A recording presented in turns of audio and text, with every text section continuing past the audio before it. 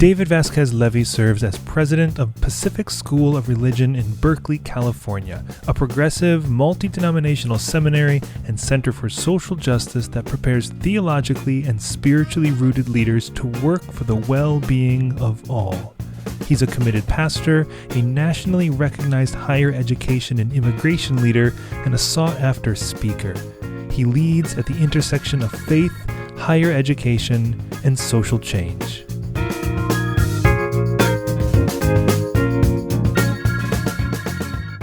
Hello, everyone. This is Trip, and for this session of the online summit, exploring the future of spirituality, is DavidVasquezLevy, who is the president of a seminary. That's right. And that means you're saying to yourself, whoa. This is someone in charge of an ancient institution that's having a hard time thinking about accommodating and working towards the future and frontier spirituality and religion in the world. No, I'm not saying that prejudice isn't reasonable for a lot of them, but for David, it's not the case. So I'm super pumped that you're here. Thank you for joining us. Thank you. It's great to be with you again, and great to be part of this conversation. Oh, yeah. So maybe the place to begin is you have a less than normal journey into being in charge of a theological institution. So thinking about a conversation about the future of spirituality, could you share a bit about that particular journey into the space you're in to give us a kind of a framework for thinking about the kind of experiences and things that inform your reflections? Well, first, let me address the question about being in charge. When I told my youngest that I was going to be serving as president of a seminary, Mehared was 9 years old. They said to me, why does a cemetery need a president? And I said, not cemetery, seminary. And then I tried to explain what that meant. And then another friend of mine said, being a president of a seminary can be sometimes a lot like being the president of a cemetery. You have a lot of people under you, but nobody's listening. So anyway, starting out with the joke, the reality is that part of my understanding and journey to this work is the recognition that, theological education is a team sport. It really requires the leadership, the communal leadership. If we are preparing leaders, we must model in that process the kind of leadership we seek to be in the world. And so, so I'll nuance that by saying both that my role at PSR is certainly one of leadership at this institution and trying to shape its future, and that role for me comes in a sense of a collaborative effort to think about how leadership is not just taught but practiced and developed. And my own journey started, in Guatemala. I'm originally from Guatemala. I grew up in a family that is hybrid, and I would say everything about my life is being a mutt or mixed, which is, I think, part of what shapes my own understanding of the future, both of our world, of our reality, and our world. It comes from the experience of being an immigrant, and then having grown up in a household where one side of the family was Jewish, the other a Christian Lutheran tradition, and really living with both of those. In an earlier conversation you and I had, Trip, I said I can't choose grandmothers, right? So I've been shaped certainly by both traditions. And in that journey, one of them, within the Jewish tradition, I developed a real love for stories. Elie Wiesel talks about the fact that God created humankind for the love of story. So that deep sense of the importance of story came for me both from an appreciation of Jewish tradition that also looks at scripture as not monolithic, but this midrashic approach of saying, what wasn't said, who's missing, who's not in the story, and how do we explore that? And from a Lutheran tradition and appreciation for a commitment to liturgy, to structure, to plans, to community, to collective ways of thinking. Although my own experience of Lutheranism was not necessarily American Lutheranism, but something that developed more in Latin America, particularly in Guatemala during a period of civil war, as a community that was very engaged in integrating social life into the responsibility of the church and its engagement. So from that, I went to the U.S. to go to seminary, in part because of the colonial histories we have. Once I decided I wanted to be a Lutheran pastor, I realized that required a relocation.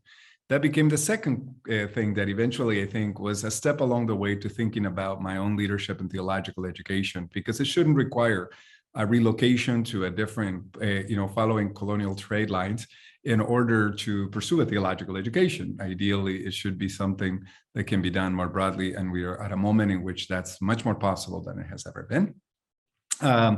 As a good immigrant, I needed to have my roommate and I, both of us were immigrants, so we can say this, we needed to have a good immigrant major.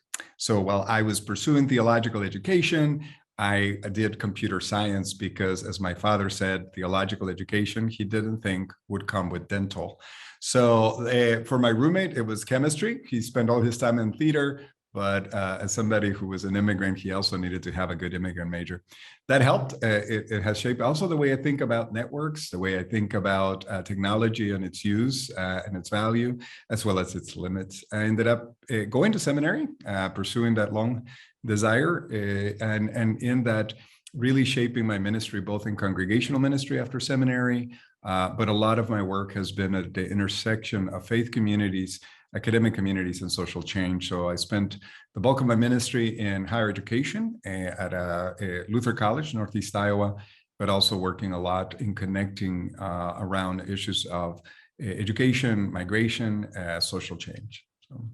Well, I think that when you think of those different contexts from Guatemala, Iowa, to then the Bay Area, rural Iowa, yeah, those are very different spaces, and I wonder if you see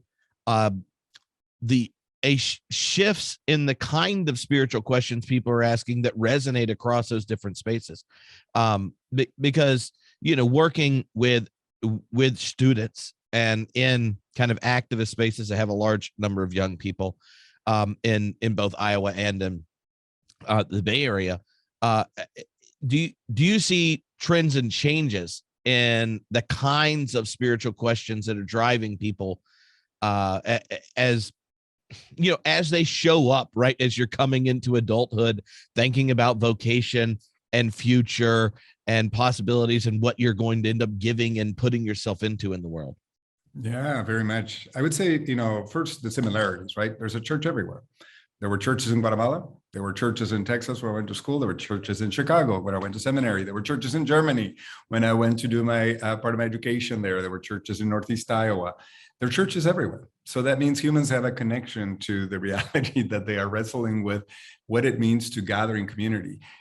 Sometimes I envision the world, like there's those pictures when you look down at the earth and you can see the light picture, like where energy is utilized. If you were to do that and think about the network of churches around the world and religious communities, if you expand it beyond that, it really spans the world. It gives a different meaning in my mind to the song, God's got the whole world in God's hands. Well, it's through the hands of these communities. So the first thing I would say is people have in common a desire to come into community, to figure out how to wrestle with the big questions. The differences, so you're asking about what I have seen different in each of these areas, I think I would make more around the urgency of it. We tend to think about religiosity primarily like political systems, right, of left and right, conservative and liberal, and then to imagine that that's going to be the difference, right, that the difference in a rural area is going to be more conservative, in the Bay Area is going to be more progressive. And there's certainly those distinctions, but to me, the urgency is different. Is where the difference is. So growing up in Guatemala in the middle of a civil war, there wasn't necessarily this conflict in the US concept of conservative and liberal. The urgency of a faith community was a place where the church gathered to read a story that helped them make sense of a moment of crisis in the world and in their lives. And the community gathered not out of habit in some ways, although habit forming is really critical, rituals are, and I think, in fact, the future of spirituality requires close attention to ritual, but they gather out of a need to organize together, to think about how to survive in a period of such intensity. And so the church was the place, especially in the rural areas where a lot of my experience of the church in Guatemala was, the faith communities were that network. They were that place where you talked about how to protect a community, how to educate your children, how to think about worship and mark life, death, and so the urgency was different in that space, and there was a closeness to folks' lives about the importance of the big questions of life and death, because in the middle of a civil war, death is not just a theoretical concept. In Iowa, for example, in a rural community, there was a major difference in urgency in the midst of a large immigration raid that came into the community. That shifted the questions of the faith communities, right? When a large immigration raid destroyed a town near us, literally, like just this, displaced so many people in that community, then the faith questions became much more significant. I remember in the response to this large immigration raid in 2008 in a meatpacking plant in Northeast Iowa, where we were, it was finals week at Luther College where I was serving. And then this raid happened down the street, right? I mean, about 10 miles away. The students who have been involved through our programs in that community, they're in the middle of finals. Everything went out the window. What mattered to them was that at that moment, that community needed their presence. They needed to stand up and be witnesses to what was happening with 1,100 officers from various agencies descending on this town and this community. And they needed to participate, like that their faith motivated them. So there was a different level of urgency. Those students, some were conservative and had their issues with migration. At that moment, they knew the people they had been mentoring or had been a part of, had learned with, had opened their homes to them, families that had welcomed some of these students when we traveled to Guatemala, where many of those families were from. So I would say here in the Bay Area, similarly, right? There's a difference in urgency. Sometimes what I see as a different question is, are these pondering questions about possibility, conceptual ideas, or are they urgent? The last couple of years have pressed that urgency about the importance of the questions of faith. I think the urgency question is really important. And it is striking. Like, that's a kind of question you can ask about your context as to what is the kind of the spiritual climate, as to what are the questions that demand urgency in the community and in the people. Yeah. Oh man. Okay. I'm going to avoid a detour on that because I just think that's fun. But if I was listening to this, I would totally put that on a Post-it note and bring it up to myself later when trying to come up with things to talk about, engage, and create content around to provoke spiritual conversations. Now, what was the dream that you had in your head when you said yes to taking over leadership in a theological, space? Because you didn't have the normal moves, right? Like, oh, do I want to do the research route or the, I want to be in leadership route and that kind of thing. It was a deliberate choice to invest in future generations of ministers. And how did you frame that decision, in particular, saying yes to doing so in the Bay Area, which as someone that I did my PhD in Los Angeles, and then after being there 9 years, doing my PhD, working and all that kind of stuff and teaching there, when you go to other places, you realize like 5 or 6 years later, so much of the rest of the country really are asking the questions that were getting forced onto the syllabus at Claremont, where I was, or, at PSR and that kind of thing. So how did you understand that decision to go into that kind of space? And how do you see that the generative explorative space now after having been there a while? Well, I think there was a particularity to both the location, the institution, and for me to be able to kind of consider it and then accept this invitation, because I think it's the particularity, certainly as you described, of an area where it does represent, whether it is in terms of the demographic makeup of the region, the kind of importance of what's happening around technology, the legacy of a place like Oakland and its history, around social movements, San Francisco and the commitments around LGBTQ inclusion. So there were many aspects about the place paired up with a space next to an academic institution like the University of California, Berkeley. So these things created a particular sort of space where I felt really interested and compelled to think about, and combined with a long legacy, an institution that had been around for 150 years. So what attracted me was, again, the ability to stay in a space where there was a commitment to this encounter between faith communities, educational institutions, and social change. The community at PSR, the people at PSR, had really envisioned the need for reinventing theological education into the future.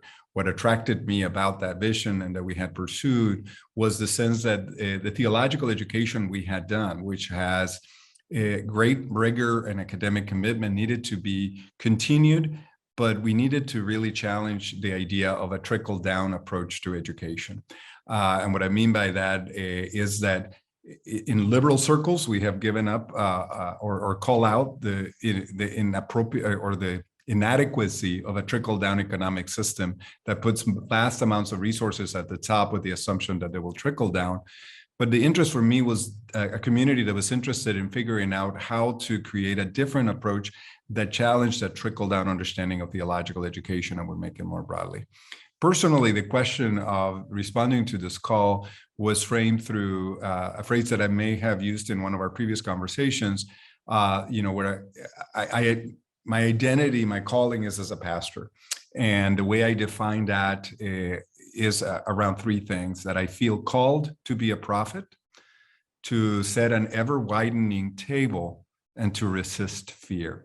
So my discernment about coming to this community was whether I personally, outside of what the community would do and what I felt compelled by it, whether I could be a prophet in this space. Now, a prophet, not necessarily as the one who knows everything and throws things out the window or at people, but rather to have an imagination of a future, the possibility of what the world might look like, and a calling out of justice in the world, but also with a "thus says the Lord," as Walter Brueggemann says, about an alternative viable vision. Secondly, to set an ever-widening table. I felt that there was an opportunity here to continue to really broaden the table of who comes into theological education, both as a student, as a teacher. How do we raise the knowledge of communities, particularly recognizing that the challenges the church is facing are not totally divorced from the ways in which we have prepared its leaders. I mean, theological institutions have a part, at least if we're not introspective enough, or if we are introspective enough, that some of the challenges that our students, our graduates, our churches are facing are in part related to the way we have taught or thought about our theology, and that, well, it has been deep and thoughtful. It may need some rethinking in order to reflect a different world. So who's at the table, and how do we understand the way that church is being formed, shaped in a wide variety of communities? Not all of it makes its way to traditional academic exploration of it, so we need a much more distributed way of approaching that. And the last one is the sense of, resisting fear. I think that I could not have envisioned myself at the time that I took this position, how significant that would become. For our world, for our nation, but even for the church and academic institutions that are really afraid of the future. We just really have a lot of despondent sense about what lies ahead. And so I think the task of resisting fear, that good news that the angel says, do not be afraid, is essential work. Mm-hmm.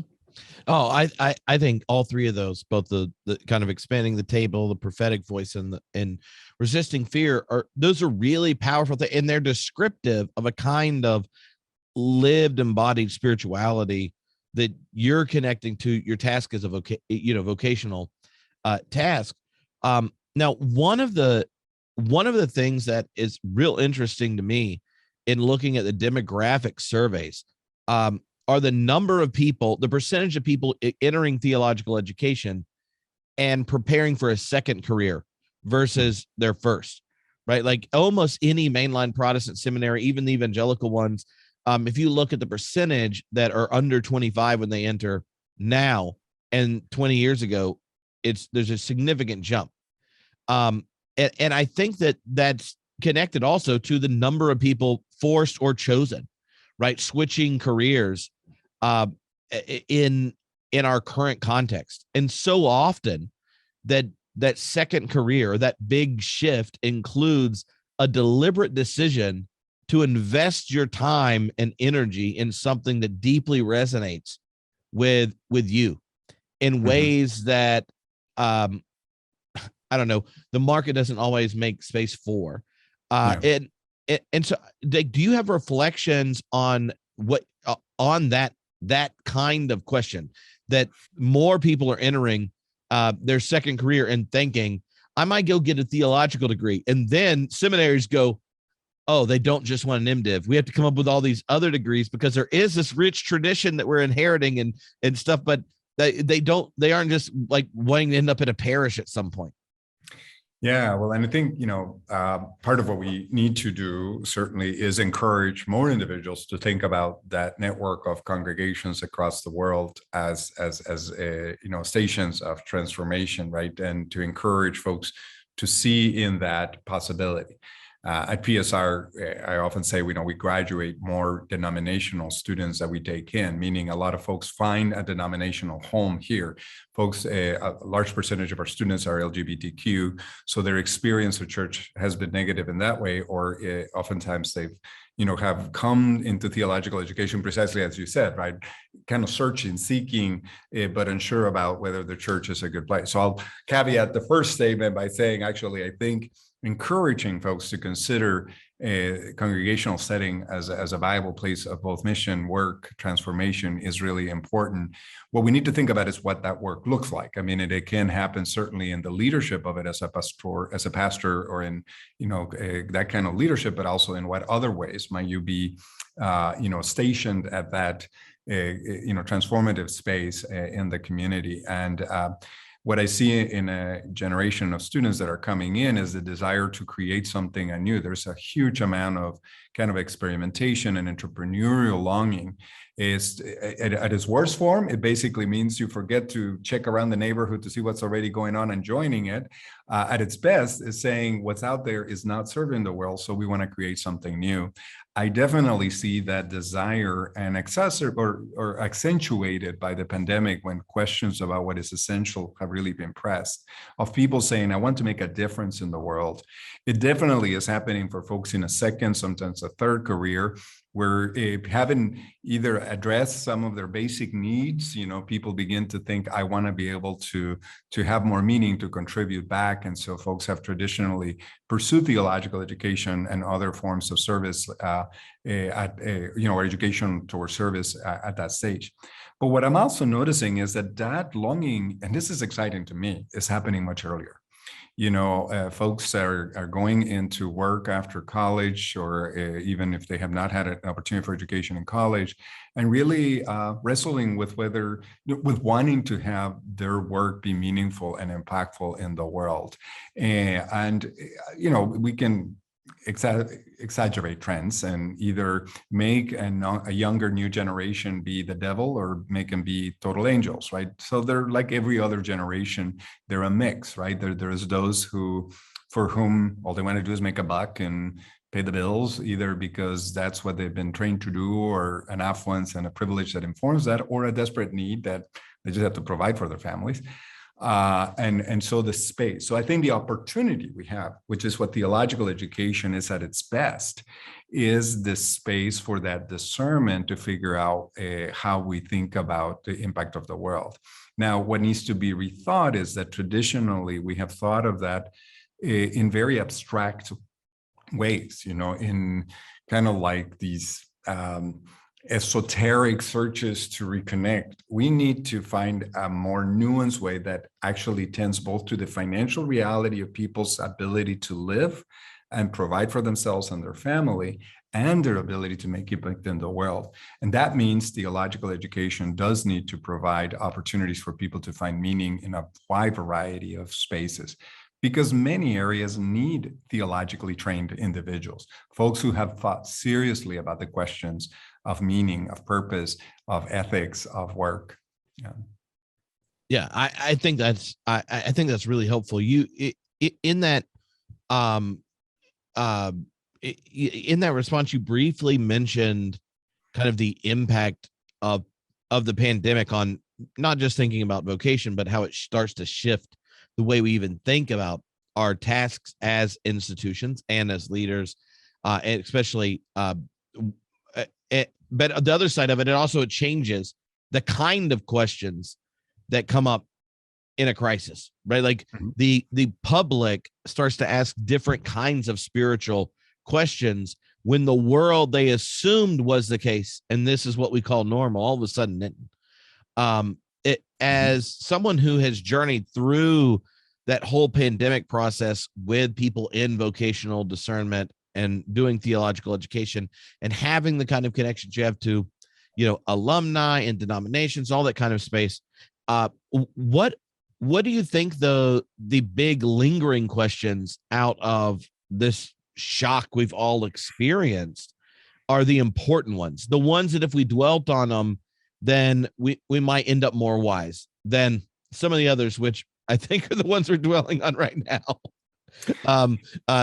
Might not lead to much chanch. Or we can just get distracted and discuss the Oscars. We can do that instead. Well, that's that question, right? What must I do to inherit eternal life, right? Like, what is the one thing, I just want to say that that is the most high quality preacher response with the echo of scripture in all these I've recorded so far. So you're going to get the air horn. Oh, that's high quality move. Now you can go back to doing your move, but that was just well played. All the people that preached just said, David's got it. So, I think there are a lot of things that will yet need to be figured out about what are the big questions of this moment. What I will say is we need to, you're right in saying, rather than the ones we're being consumed by. So when it comes to the future of the church, we're puzzling over, will we be in person or remote? What kind of hybridity will we have?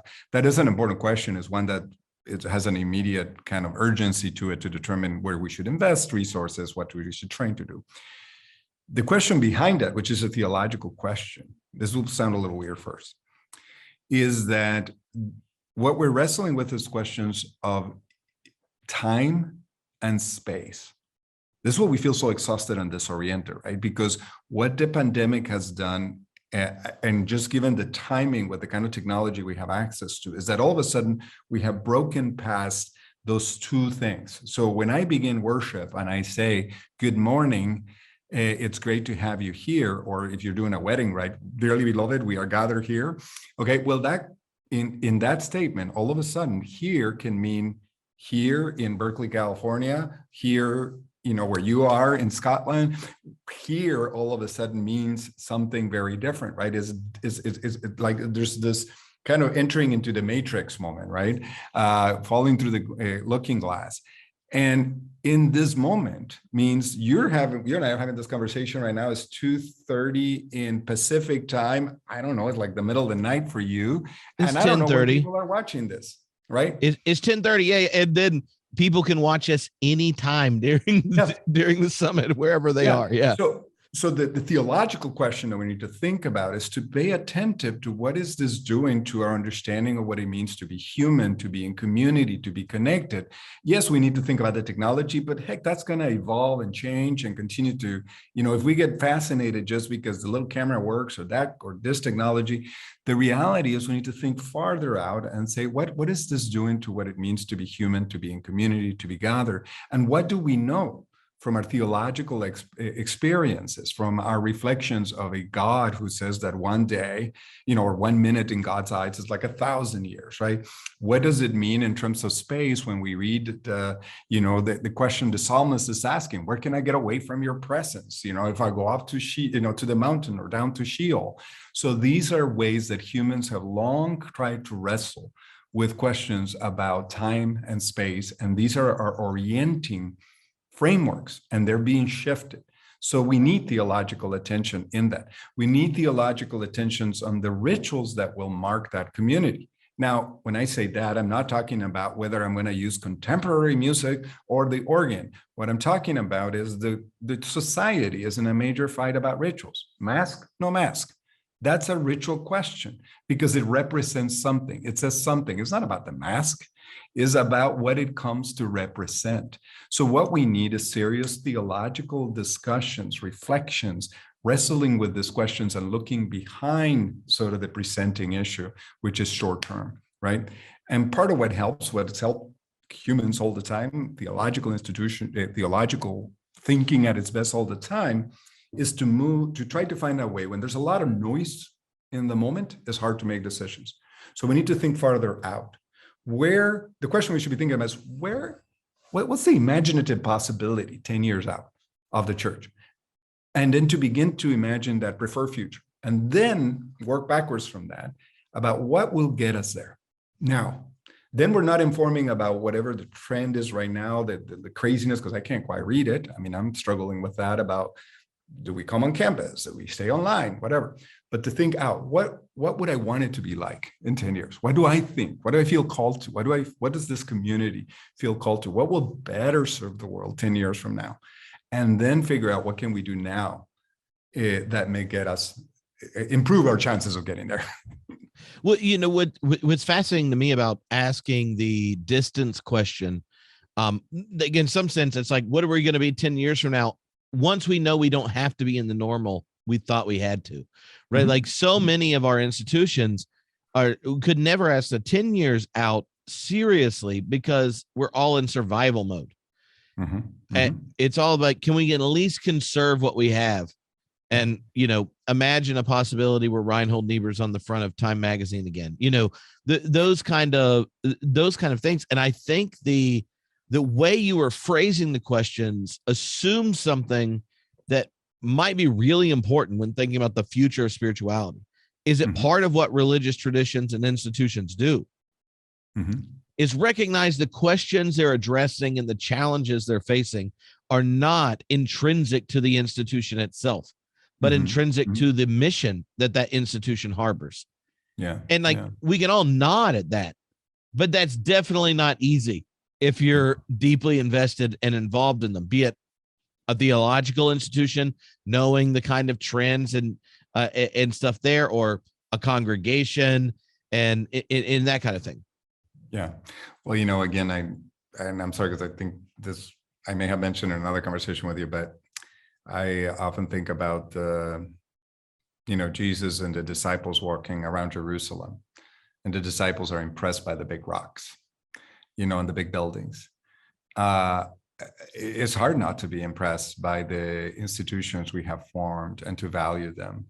And it is difficult to imagine a time in which they will not be what they are, and especially because we've been entrusted with them. And many of us, particularly as the leadership of the church diversifies in the United States, particularly within some denominations, many of us are inheriting institutions that require a lot of rethinking. And, there's physically the for maintenance in many of these, you think about churches, church buildings, depending on when they were formed, but most of the church buildings themselves in many, I think about Pacific School of Religion has partnerships with lots of different organizations, but specifically United Church of Christ, United Methodist Church, and Disciples. In all three of those denominations, the average age of the church buildings is at least 50. And so that means the structures themselves physically have significant deferred maintenance in most of the time, and they were designed for a different time.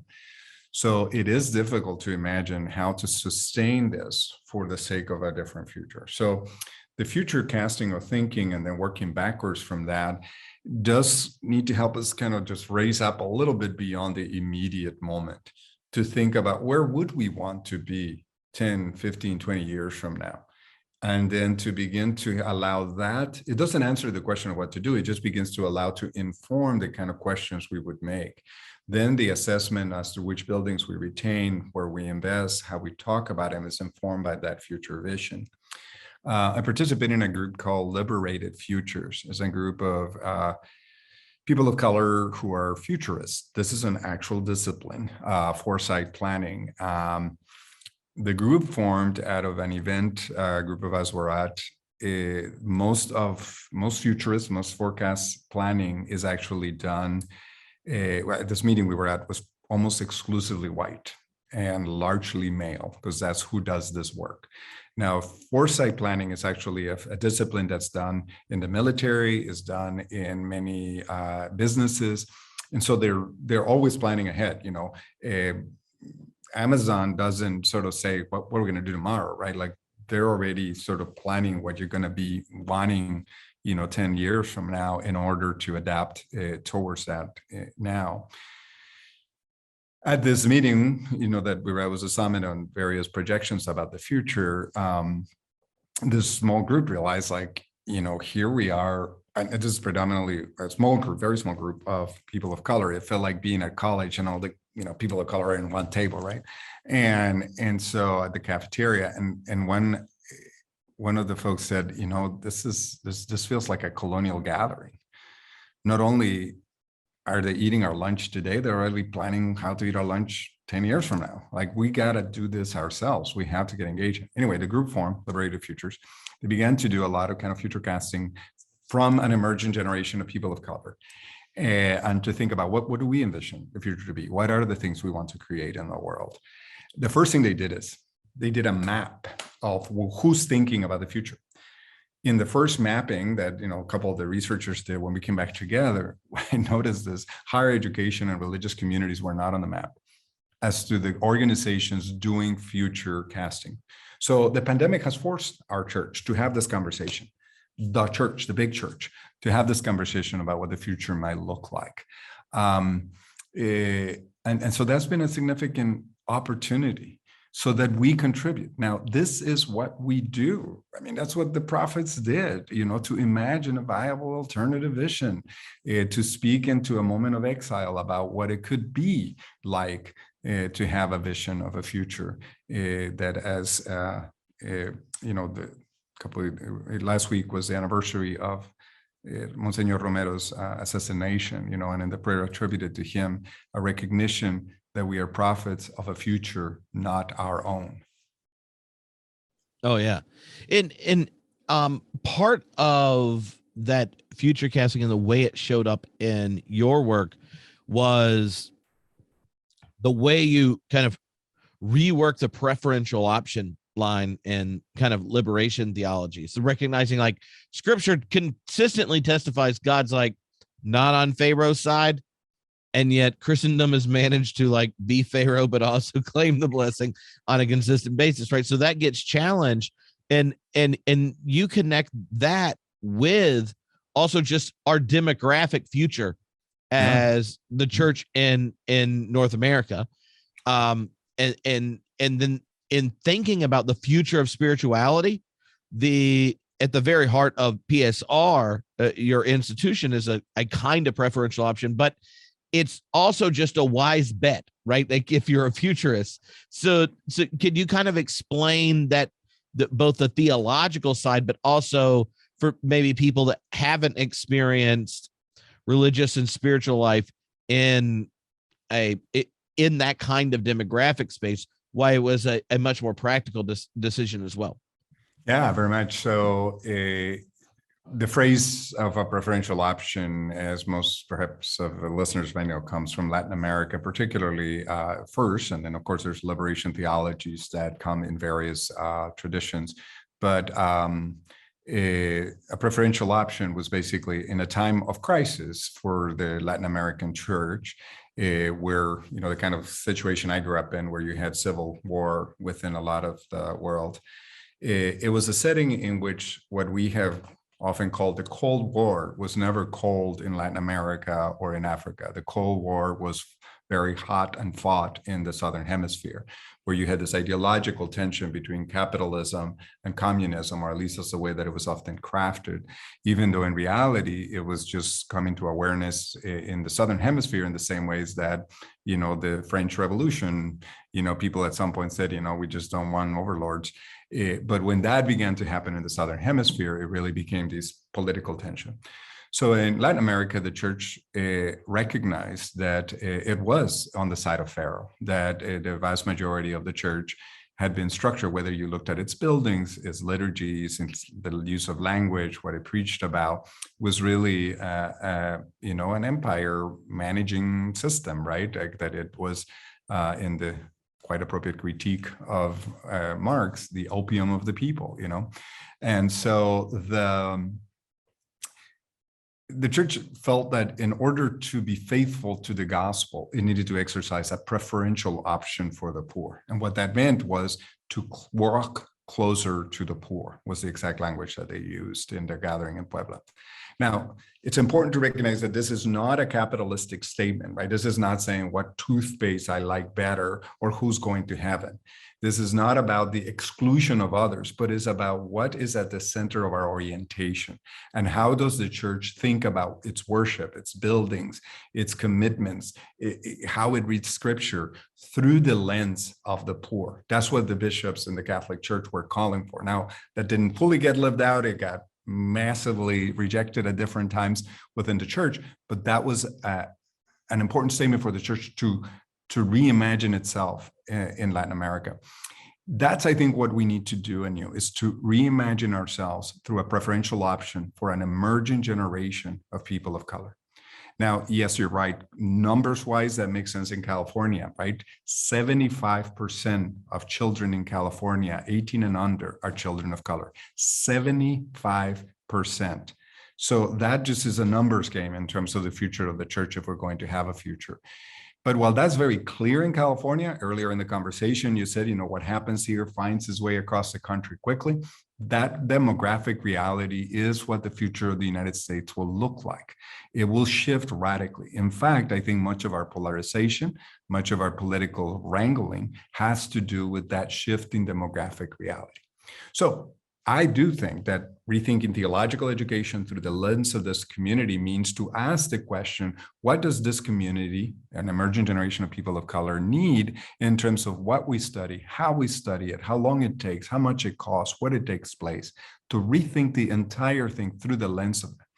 That first requires that the current system of theological education, worship life, and denominational structures were set up around somebody's reality, right? Things are never set up in the abstract.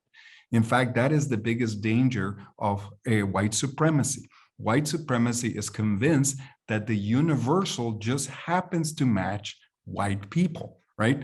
And that's the core of white supremacy. So the blindness is the denial of the fact that these institutions, higher education, many of our faith communities, were not set up around diverse communities. They were set up around monolithic communities. And as you described previously, many of them, if you think about the 50-year mark of many of our buildings, around a very particular time that many people are calling us to go back to make America great again. So the reality now is, what will that future look like? How do we reinvent, rethink the church through that emerging generation of people of color? The difficulty is that we are so segregated that asking that question in a predominantly white space, it feels either guilt-ridden if you're progressive or angering if you're conservative. So it will require that we broaden the table as to who's in the conversation about what is actually needed. Otherwise, we will fall into missionary style. We know what's better for you, so here it is, and we'll give you scholarships for it so you can afford it for a while. Or we're going to do it in a colonial way of just, kind of imposing what we think is needed. That is so good. And I've already been reprimanded for going long on all these when recording these. So I get one more question. So I'm going to let you pick. I have one that is reflecting about the future of spirituality and religion and stuff, and your role in your family and as a parent. And then one thinking about the steward of the Christian tradition in your unique context. Which one should I go for? So in the family or in the church? Yes. Yes. Oh my goodness. Let's go with the church. All right. Yeah. Okay. So here's something I just am excited to hear you talk about. You mentioned earlier that, because of the location and things, there are people that end up in your school at PSR and they come out with an ecclesial location, right? Like they discover, say, LGBTQ students who have like shame and judgment, negative experiences, find a denominational home, or people that come in with questions because they started in a more evangelical context, got to wrestle with it, come out in a new home, that kind of thing. When you get to be intimate in that liminal space of theological education, where people in some sense kind of find their own voice, and that voice and how it resonates in the Christian tradition, I'm real interested in what you've learned, because we're still grappling with what it's like to introduce people to Christianity as a wisdom tradition in a pluralistic context, where we can't assume Christendom's inertia about telling them the stories, rituals, and all that kind of stuff. And one of the ways a lot of spiritual seekers that have an interest in Christianity end up discovering that is divinity school. This shows up in lots of conversations I have with professors, with deans of divinity school and stuff. If you are thinking of what's learned by people having the opportunity to deeply enmesh in the Christian tradition, but in a context where the critical questions, the questions around like ethics and scholarship and all that kind of stuff is completely open and fair game, what kind of wisdom should we be handing on to stewards of a tradition if we're wanting to think about handing it on in life-giving ways where they don't have to break up with it in order to come back to it? Yeah. Well, I think the essential question, the essential way to say it is that we need to find ways to engage religion both critically and appreciatively. Susan Abraham, who is our academic dean here at PSR, wants to put banners all over campus that say religion is our problem. And that means both is a challenging reality because of the perceptions about religion in negative senses oftentimes. But it's our problem also because it is the one we are to wrestle with. It is the one we seek to connect with. In preaching, you always talk about the 4-page sermon, right? What is the problem in the world? What's the problem in the text? What's the good news in the world? What's the good news in the text? And to try to connect these things. So that's our problem, is there's religious traditions that need to be wrestled with, both appreciatively and critically. Like anything else, I'm all queer, meaning, or hybrid or a mutt, right? The extremes is where the challenge is. Either if we go too much towards the critical side or exclusively to the critical engagement with religion, then we end up with this bizarre connection of the assumption that religion has nothing to offer the world, or we will, go back to the 1970s and put it on top of Time magazine that God is dead. Well, just because my idea of God or the one I inherited, was not quite right on, then God is dead in God's self. So I would say the first thing is we do need to engage it critically. And you're right, creating a space, I think we underestimate the value of the spaces we get to create where people can ask those tough questions of their faith traditions. I was in a conversation earlier today with one of our faculty members that was talking about that's the biggest gift of her experience of the classroom, right? When a student really kind of has this aha moment, this openness to be able to critique a tradition that they've encountered, and they're given permission to do that.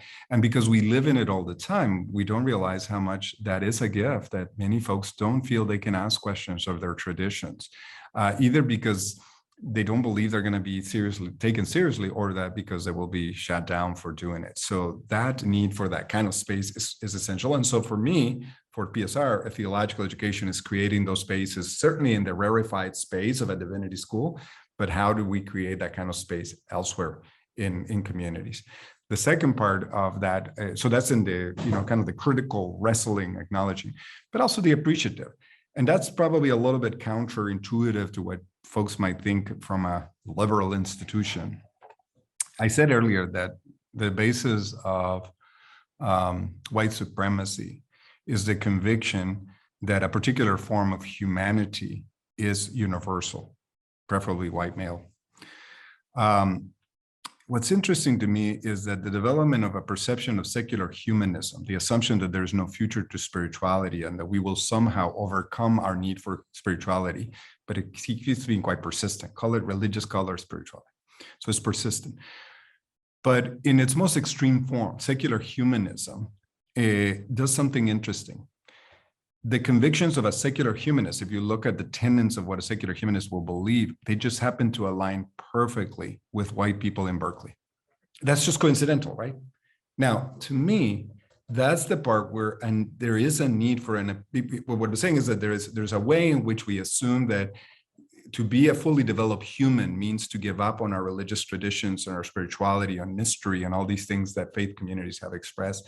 And to me, that's really deeply problematic. It certainly is not reflective of the diversity or reality of the world. So while our forms of understanding the divine, our practices and religious traditions are significantly being challenged, the reality is that humans have and continue to be motivated by their conviction, needing ways to ritualize and be in community and form meaning, and desperately wrestling with the questions of what is beyond this moment and this time. So we have a great opportunity to engage those and to do so with a much more diverse set of voices helping us to wrestle with it. So I'm grateful for the chance to at least think about it with you today. Oh man, that was so good. Like everyone that's been a part of this session, either streaming it or watching it later, I hope you enjoyed getting to meet David as much as I do.